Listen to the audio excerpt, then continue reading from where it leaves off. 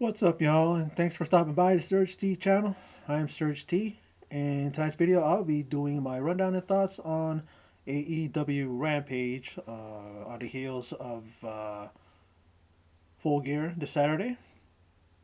I may not watch it till Sunday, so that video will be going up late. But that's how it is on my channel. A lot of things going on in my life, so I can't watch things on time. I try to, but well, let's just get on and let's move on and let's get this video going.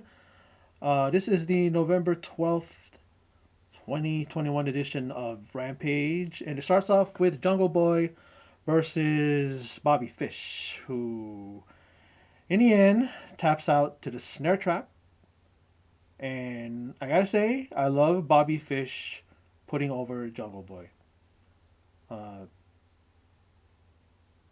you know, these guys in the wrestling rags and the magazines and websites or whatever you want to call it want to say that Jungle Boy doesn't have a personality.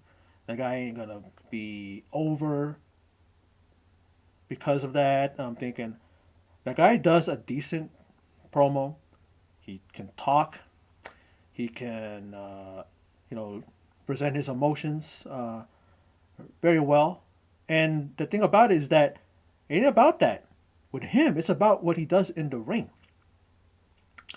Can he improve? Of course, but everybody is up for improvement. You can only get better, and the guy has everything going for him. So kind of lay off of that crap. What you want everybody to be like The Rock, to be like you know Jericho, and some of these other guys who are naturals when it comes to cutting promos and stuff like that. The guy's only, how old is Jungle Boy? 24, 25, something like that, right? I mean, his father was the late Luke Perry, and he was a decent actor.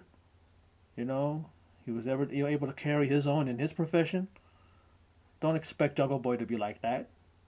He can only improve. He can only continue to be just growing. He's growing still. So I don't understand why these guys want to do that. And you wonder why we're in a situation in this world where people do things, do drastic stuff, and do turn to drastic measures because people are criticizing them for this and that. Come on, you know what I mean? Leave the guy alone. I watch what he does in the ring, and that's enough for me.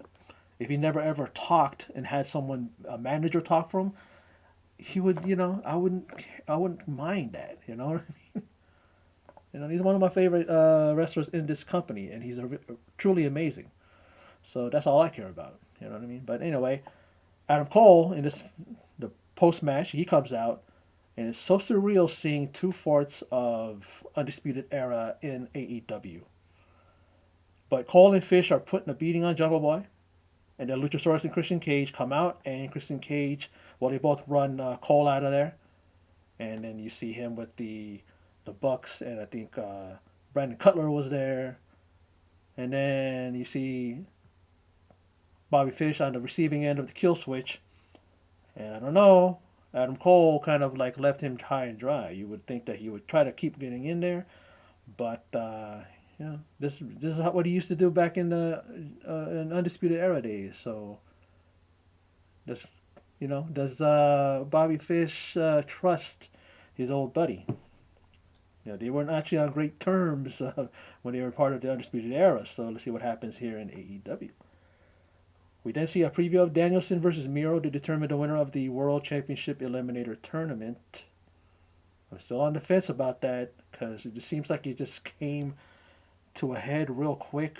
I mean, I'm trying to remember. Like, I don't know why it's like a part of my memory that's gone about how they got to this point. But I'm gonna have to. I guess I'm gonna see it for sure when I watch Full Gear. Because I still don't. I'm wondering, is this the final? Is this the you know what I mean? But that's gonna be a great match. Daniel Bryan. Well, then when he was Daniel Bryan, he never beat Miro, who of course then was Rusev. He never beat him. And I remember the matches that he had with Miro. And so we'll see what happens in this. God, who do I root for? Maybe Miro, just because Miro was a great TNT champion, and I really want him to be world champion because he never ever was able to, you know, be able to realize that dream in WWE to be a world champion, and he should have been. He was he was popping. Everything was going for him. He had the fans in the palm of his hand. He had everything, and WWE just didn't want to push him. They just didn't want to pull the trigger and allow him to just become world champion and go from there. So that's going to be a match I'm looking forward to, and hopefully he wins. I mean, I wouldn't mind seeing Danielson win, but I think Miro should win this, and I think it's going to happen. Now the super kick, or the super kick, or the super click, and Hangman have a confrontation. Adam Cole's like, hey, if you want to talk to my boys, you're going to talk through me. You got to deal with me. But then they tell him, hey, so everything's cool. So Adam Cole leaves, and Hangman is there with the Bucks. And Hangman actually apologizes, but then he points out that the Bucks cost him a world title, and then he realizes that he cost them a shot at the tag team titles. But he warns that if they lay a hand on him at Full Gear, he swore to God he would ruin them. Don't know what that means about ruining them, but you might have some type of thing where he can kind of expose them and and stuff, or maybe just ruin them by kicking their ass. And Hangman Adam Page can do that. Now Jade Cargill, 17-0, goes up against Santana Garrett, and it's Cargill's 1 year anniversary since signing with AEW, and there was even a cake at ringside, but Jade's like, don't like that. Like, you look at Jade Cargill, do you think she eats cake? Do you think she cares about a cake? You know what I'm saying? She's built, she's got a great physique. You can tell she don't touch nothing like that. So it's like a cake, okay, fine. Let's celebrate my 1 year anniversary, but I don't give a what about cake. So she just goes right to the ring, and I'm feeling like, why is it that I think that this cake will play into this match? Well, Red Velvet is ringside. Maybe she'll factor in that. But first, Garrett got jaded. Jay Cargill puts that power move on her, slams her to the ground, and then she's out, down and out is Garrett for the 1, 2, 3.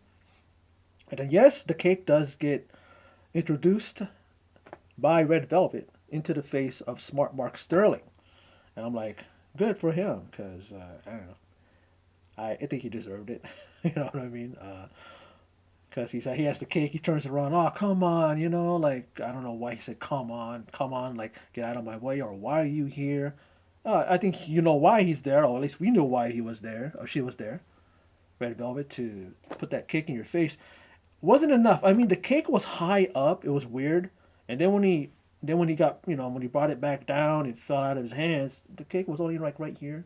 I thought it was gonna be all over his face, but it must have been like it might have been a hard cake, like the icing was hard, like that. You know what I mean? Maybe they froze it, and it's like it wasn't moist enough to, or soft enough to go all over his face.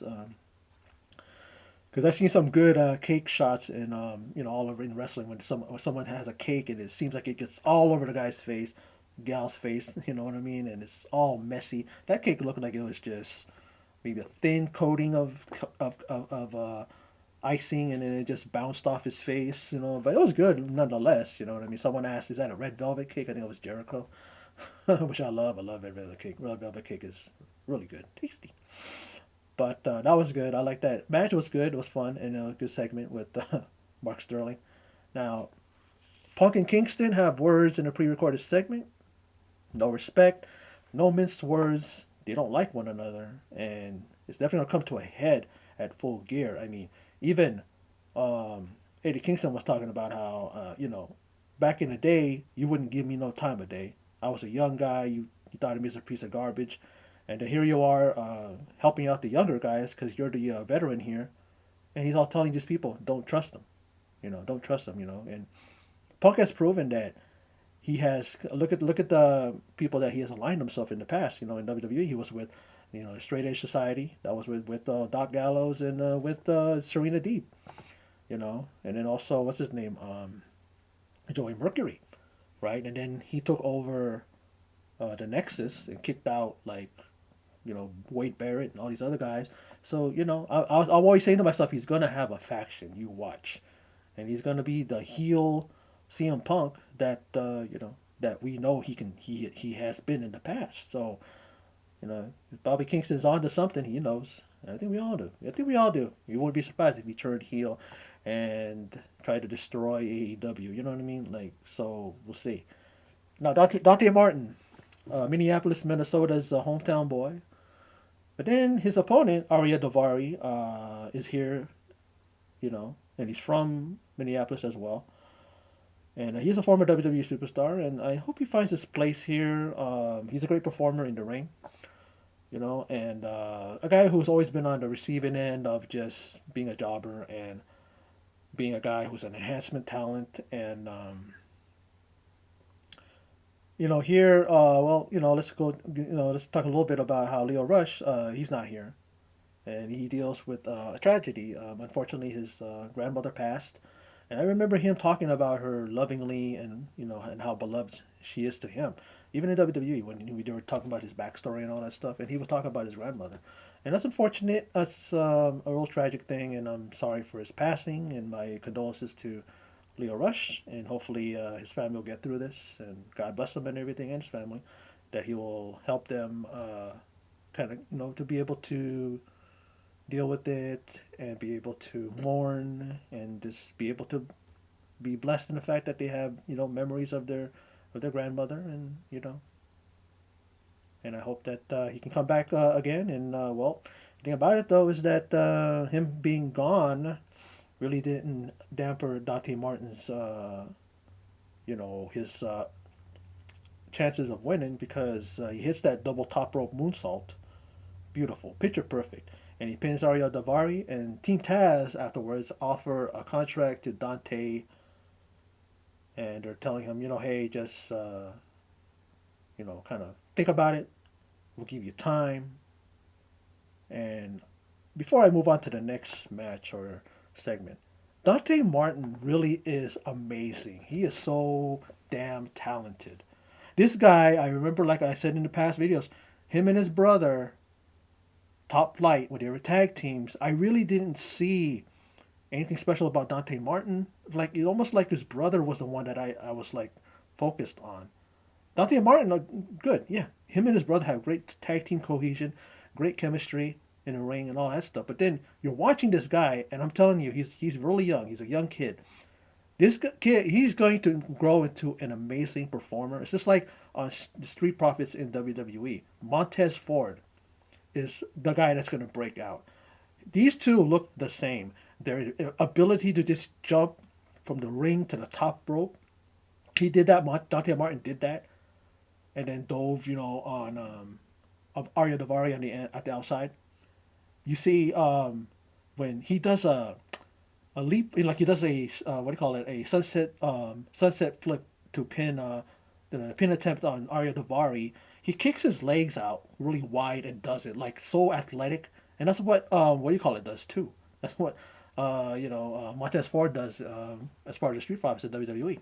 It's like these guys are just mirror. They're like mirrors the way they perform. It's really just uncanny, and it's really just goes to show the stuff they see. I've never seen somebody like Dante Martin who can do different drop kicks every time. Like he didn't do a same drop kick. Like he would do one with his knees high up. He would do one while he's twisting. It's like how does somebody do that? They have the ability to deliver drop kicks that are different every time and from different angles. It's just amazing.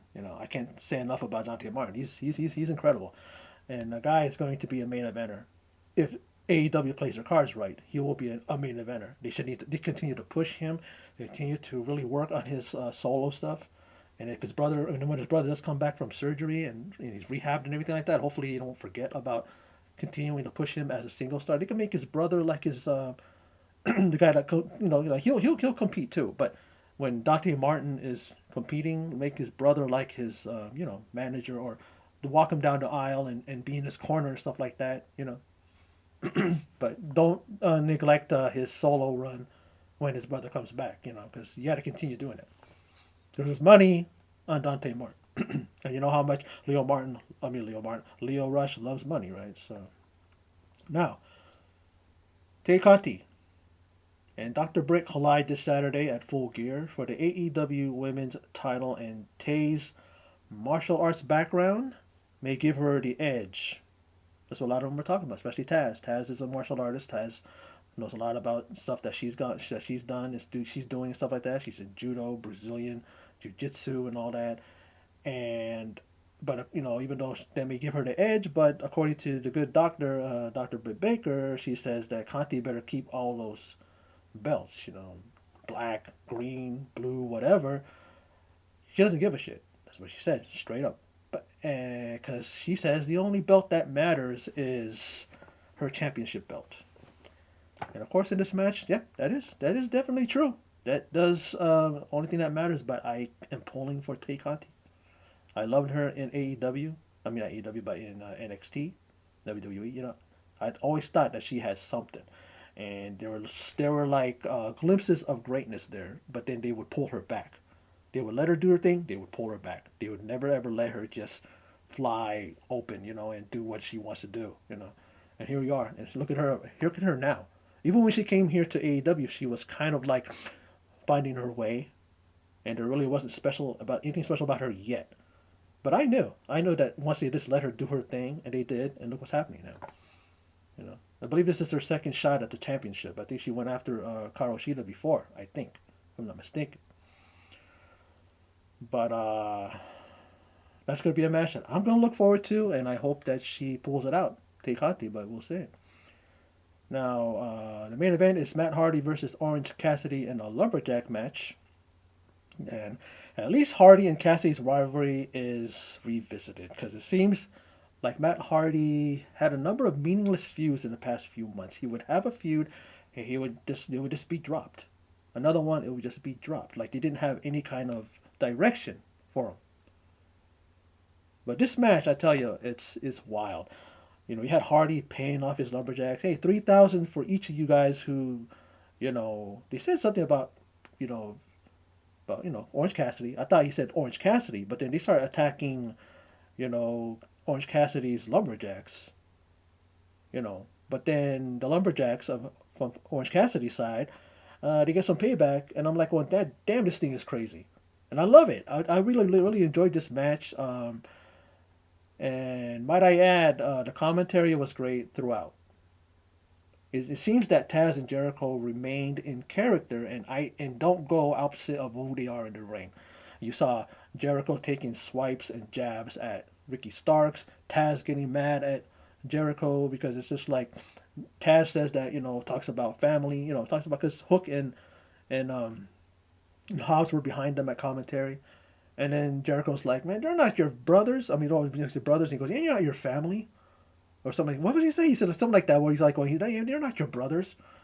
Something like that. And then Taz got mad and stuff like that. And I'm going, that's how you do it. And it felt natural and it sounded right. Because it's like, these guys aren't going to switch characters and be the one who's a heel or babyface in the ring usually. When they're on commentary, they're not going to go opposite of what they said. I mean, they can do it. I'm not saying they can't, but it doesn't feel right. And here it felt right. The commentary is great. This whole evening, was really great. I really, really enjoyed Rampage. But getting back to the match, the Blade, yep. The Blade gets in there and everything's all haywire and going crazy, and everybody's beating up on who, you see Orange Cassidy shooting off to the side to do a suicide dive, or tope suicida, as AEW likes to say, or you see just all this mayhem going on, right? And then Orange Cassidy's back in the ring, and then in comes the Blade, and I turned away for a little bit. I all of a sudden heard a thump, I look at the thing, and then he took out Orange Cassidy with the brass knucks, and then Matt Hardy. I had to rewind it a couple of times because Matt Hardy all of a sudden just fell to the mat. It's almost like he was doing an exercise, what those wrestlers do to break their fall, kind of an exercise where they'll fall on their back and they'll hit the mat with their hands like this and shit. And Matt Hardy did that. He did an elbow just to the mat, and at first it looked like Did he just was it just a botch? Like he slipped and didn't hit Orange Cassidy? But I think he did that to let the referee think that Orange Cassidy got hit with the elbow or hit with a move. I think right, but there's some guys in front. Guy was looking at him laughing, and I'm thinking that guarantee you that might be put on Botchamania, but I don't think that was a botch. I think he did that because he wanted to let the referee think that he got knocked out. Orange Cassidy did with a move. So hopefully it'll be funny if they put it on there anyways, because it did look funny. It looks silly. Like, what's he doing? Like, it's like when Ric Flair does the whole thing when he does a knee drop on his jacket or the elbow drop. You know, he throws the jacket on the ground. It's weird like that. You know what I mean? But then, the Blade then takes out the entire best friends. Even Chris Statlander was on the receiving end, but the bunny had it at that point and took her out. And so Yuri Yuta and Chuck Taylor and, like I said, Chris Statlander and Orange Cassidy were all laid out at the end. Matt Hardy stands tall, and I guess that's a good thing. It gets put some kind of brings back some momentum to HFO, and at least Matt Hardy was a winner. But anyway, that's my video. I enjoyed AEW Rampage. Had no problem with any of it. I think it was a lot of fun. Great matches, great segments. Everybody did their job, and applause all around for them. They really put on a good show, and I really did enjoy it. But anyway, that's my video. So for those of you who stopped by, checked it out, I appreciate it. And in closing, as always, take care.